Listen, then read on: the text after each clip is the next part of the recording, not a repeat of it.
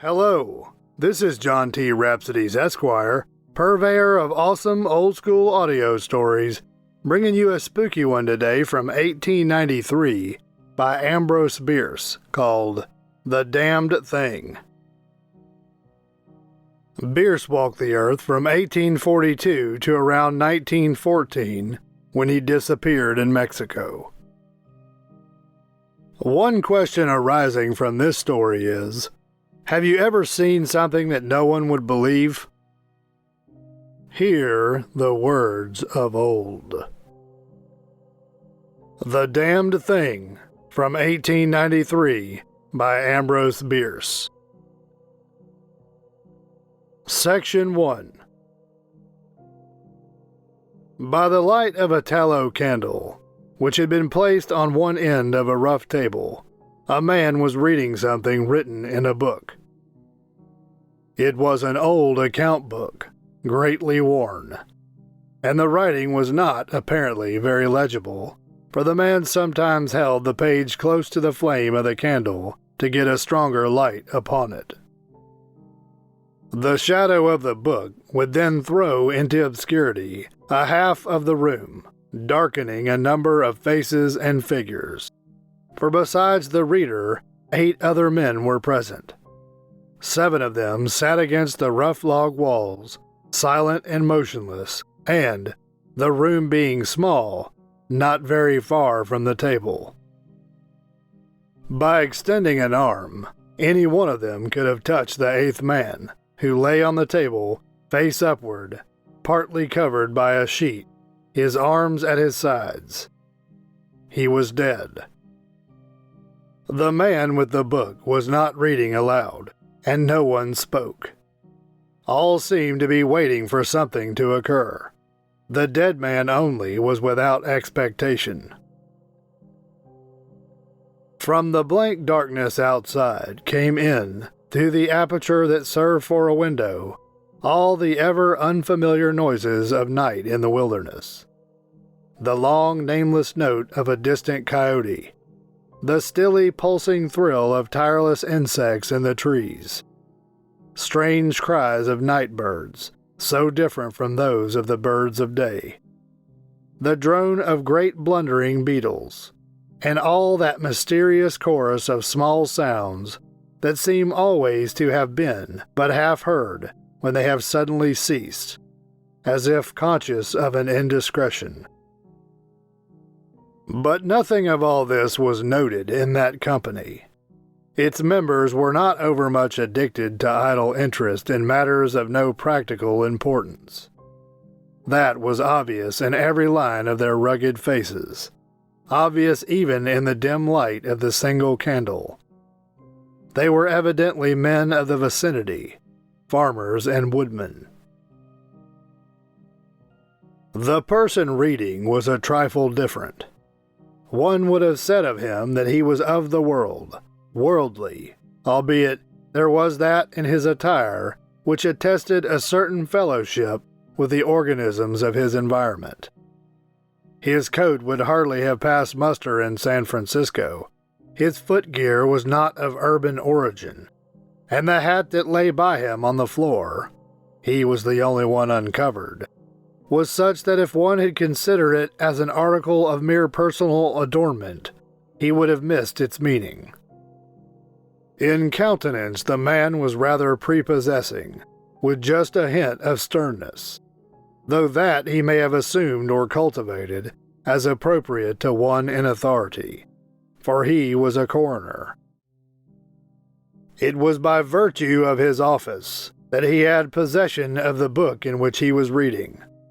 It had been found among the dead man's effects, in his cabin, where the inquest was now taking place. When the coroner had finished reading, he put the book into his breast pocket. At that moment the door was pushed open, and a young man entered. He, clearly, was not of mountain birth and breeding. He was clad as those who dwell in cities. His clothing was dusty, however, as from travel. He had, in fact, been riding hard to attend the inquest. The coroner nodded. No one else greeted him. "We have waited for you," said the coroner. "It is necessary to have done with this business tonight." The young man smiled and said, "I'm sorry to have kept you. I went away not to evade your summons, but to post to my newspaper an account of what I suppose I am called back to relate." The coroner smiled. "The account that you posted to your newspaper," said the coroner, "differs probably from that which you will give here under oath." "That is as you choose," replied the young man, rather hotly and with a visible flush. "I used manifold paper and have a copy of what I sent. It was not written as news, for it is incredible. However, it may go as part of my testimony under oath." "But you say it is incredible," said the coroner. "That is nothing to you, sir, if I also swear that it is true," said the young man. The coroner was apparently not greatly affected by the young man's manifest resentment. He was silent for some moments, his eyes upon the floor. The men about the sides of the cabin talked in whispers, but seldom withdrew their gaze from the face of the corpse.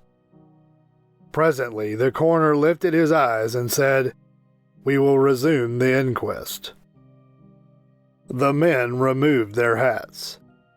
The witness was sworn. "What is your name?" the coroner asked. "William Harker." "Your age?" 27. "You knew the deceased, Hugh Morgan?" asked the coroner. "Yes," said Mr. Harker. "You were with him when he died?" "Near him," said Harker. "How did that happen? Your presence, I mean," asked the coroner. "I was visiting him at this place to shoot and fish. A part of my purpose, however, was to study him and his odd, solitary way of life. He seemed a good model for a character in fiction. I sometimes write stories." "I sometimes read them," said the coroner. "Thank you," said Harker. "Stories in general, not yours," said the coroner. Some of the jurors laughed. Against a somber background, humor shows highlights. Soldiers in the intervals of battle laugh easily, and a jest in the death chamber conquers by surprise.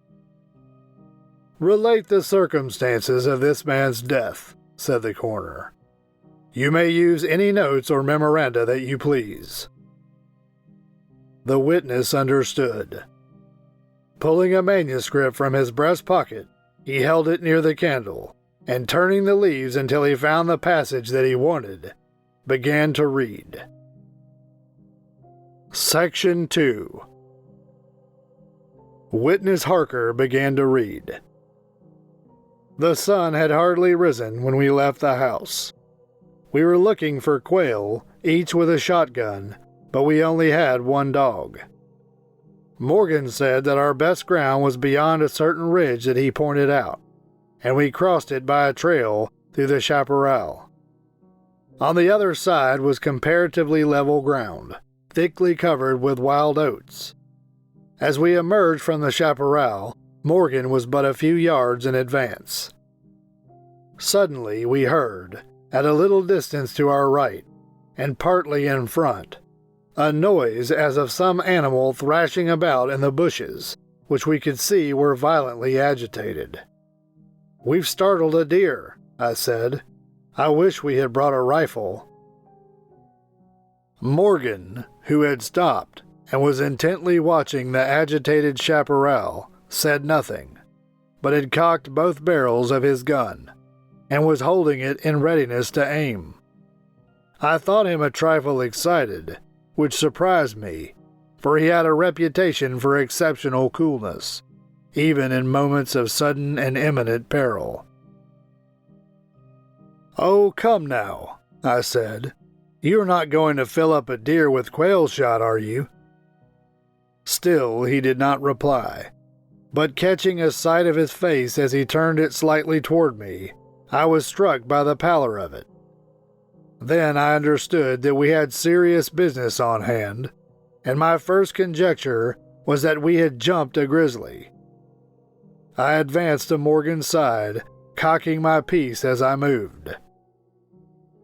The bushes were now quiet, and the sounds had ceased, but Morgan was as attentive to the place as before.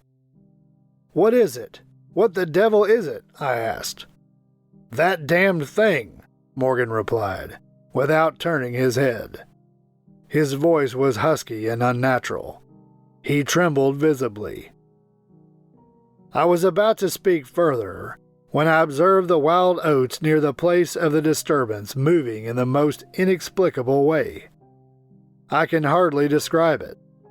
It seemed as if stirred by a streak of wind, which not only bent it, but pressed it down, crushing it so that it did not rise, and this movement was slowly prolonging itself directly toward us. Nothing that I had ever seen has affected me so strangely as this unfamiliar and unaccountable phenomenon. Yet, I am unable to recall any sense of fear. I remember, and tell it here because, singularly enough, I recollected it then, that once in looking carelessly out of an open window, I momentarily mistook a small tree close at hand for one of a group of larger trees at a little distance away. It looked the same size as the others, but, being more distinctly and sharply defined in mass and detail, seemed out of harmony with the other trees. It was a mere falsification of the law of aerial perspective, but it startled and almost terrified me. We so rely upon the orderly operation of familiar natural laws that any seeming suspension of them is noted as a menace to our safety, a warning of unthinkable calamity. So when I was in the field with Morgan, the apparently causeless movement of the herbage and the slow, undeviating approach of the line of disturbance were distinctly disquieting. My companion appeared actually frightened, and I could hardly credit my senses when I saw him suddenly throw his gun to his shoulders and fire both barrels at the agitated grass. Before the smoke of the discharge had cleared away, I heard a loud, savage cry, a scream like that of a wild animal, and flinging his gun upon the ground, Morgan sprang away and ran swiftly from the spot. At the same instant I was thrown violently to the ground by the impact of something unseen in the smoke, some soft, heavy substance that seemed thrown against me with great force.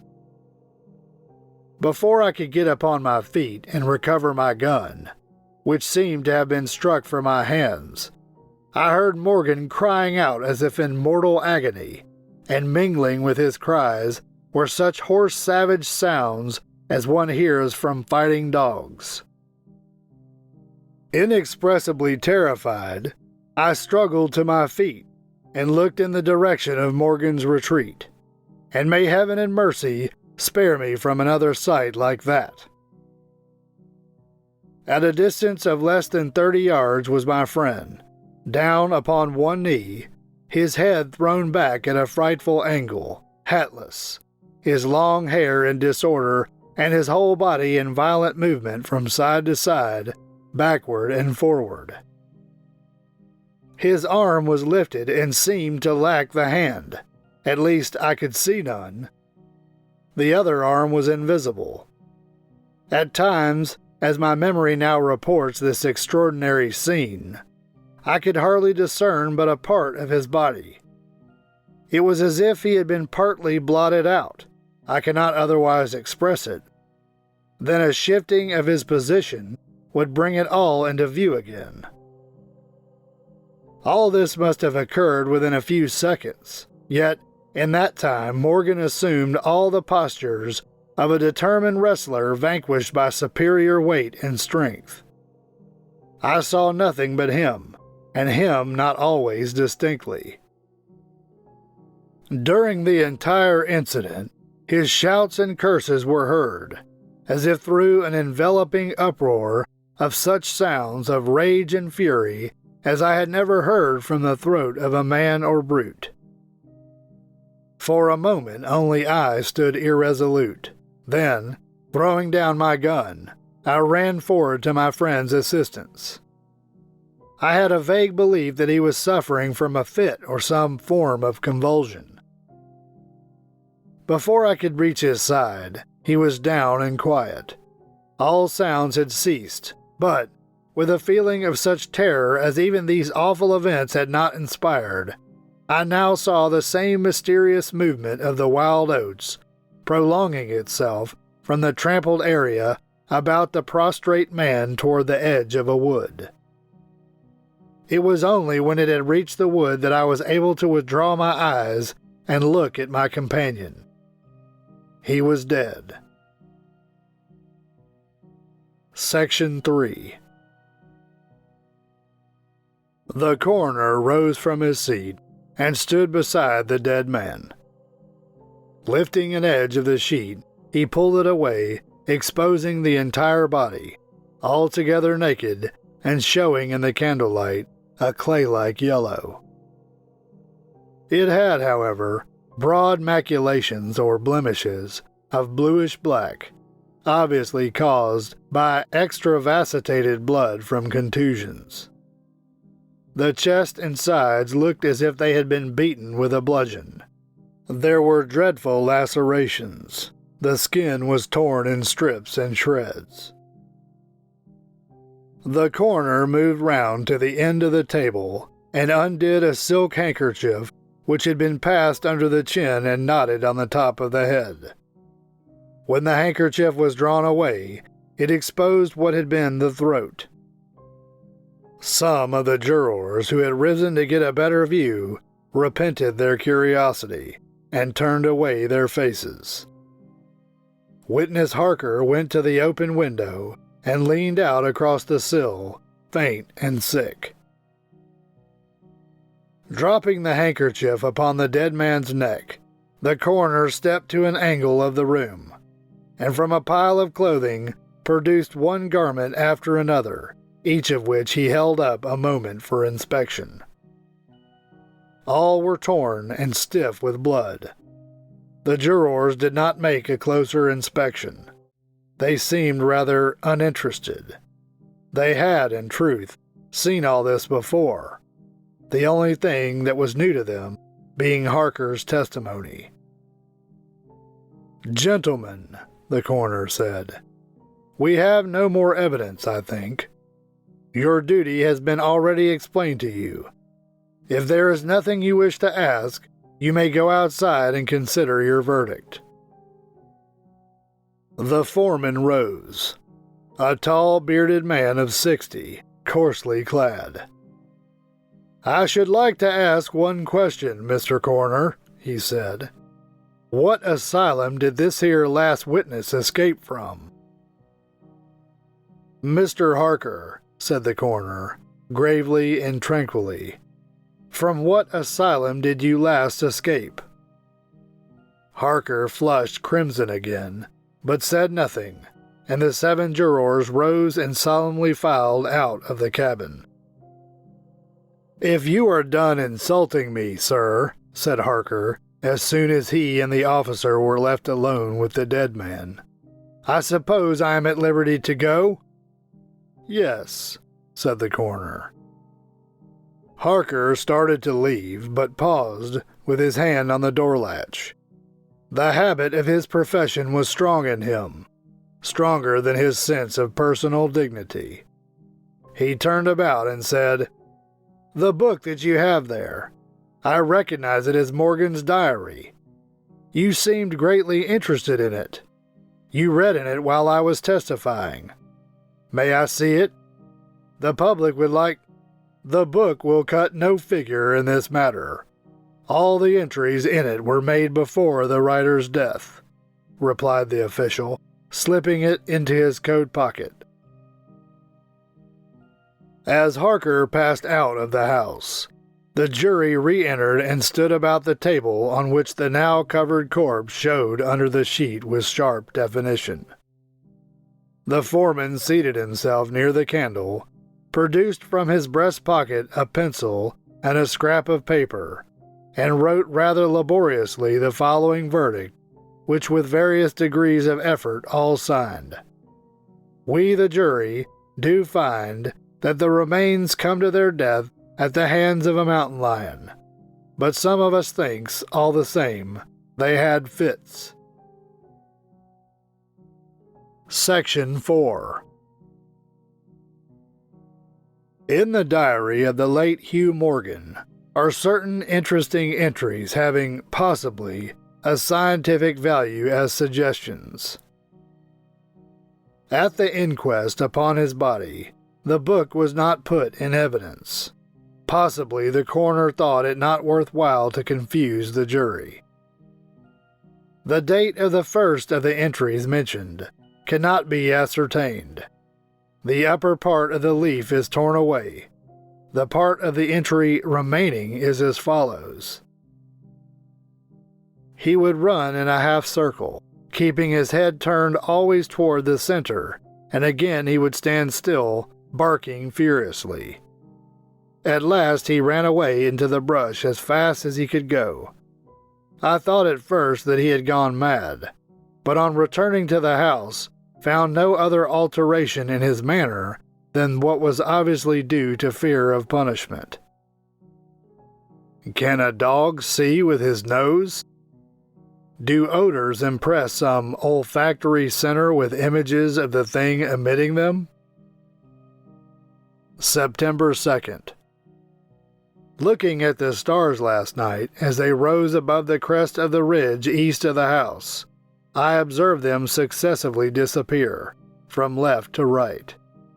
Each was eclipsed but an instant, and only a few at the same time, but along the entire length of the ridge, all that were within a degree or two of the crest were blotted out.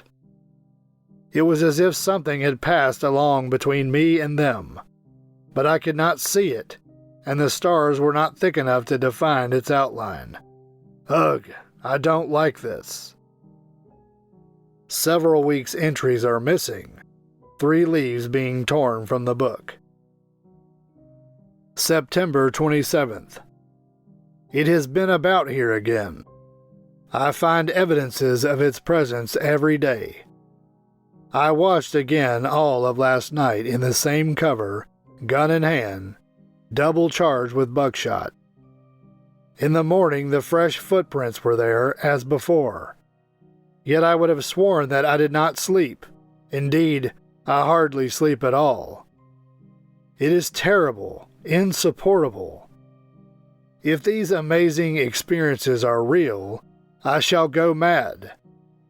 If they are fanciful, I am mad already.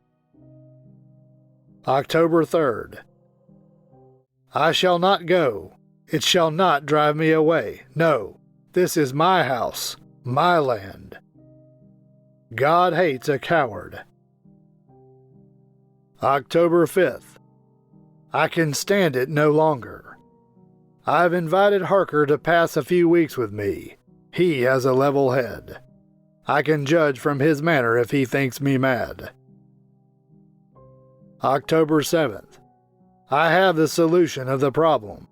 It came to me last night, suddenly as by revelation. How simple, how terribly simple. There are sounds that we cannot hear. At either end of the scale are notes that stir no chord of that imperfect instrument, the human ear. They are too high or too grave. I have observed a flock of blackbirds occupying an entire treetop, the tops of several trees, and all in full song. Suddenly, in a moment, at absolutely the same instant, all birds spring into the air and fly away. How? They could not all see one another. Whole treetops intervened. At no point could a leader have been visible to all of them. There must have been a signal of warning or command, high and shrill above the din, but by me unheard.